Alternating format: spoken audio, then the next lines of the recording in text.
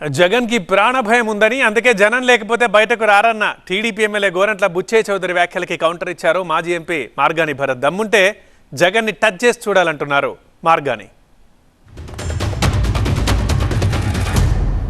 ఎప్పుడైనా హత్యలు చేసేవాడు హత్యల్లో బలైపోతామని భయం ఉంటుంది, మర్చిపోకండి. ఏ నేరస్తుడికైనా ఆ నేరాల్లోనే దెబ్బతింటామని భయం ఉంటుంది. జగన్మోహన్ రెడ్డికి ఆ భయం ప్రాణభీతి ఉంది.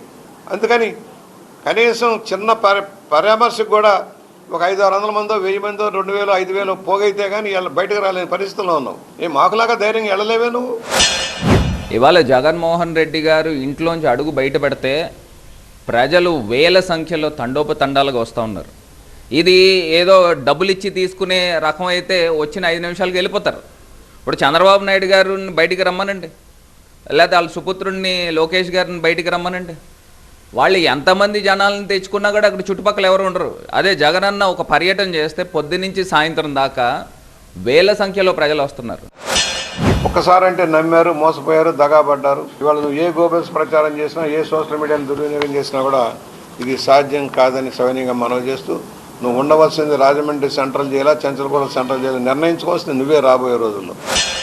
చంచల్గూడ లేకపోతే రాజమండ్రి సెంట్రల్ జైల్లో ఒకసారి టచ్ చేసి చూడమనండి. టచ్ చేసి చూస్తే ఆంధ్రప్రదేశ్ రాష్ట్రంలో ఏ రకంగా ప్రజలు స్పందన ఉంటుందో ఒకసారి బుచ్చయ్య చౌదరి గారు వృద్ధ నాయకులు, ఆయన 7 సార్లు ఎమ్మెల్యే చేశాడు, ఆయనకే అర్థమవుతుంది.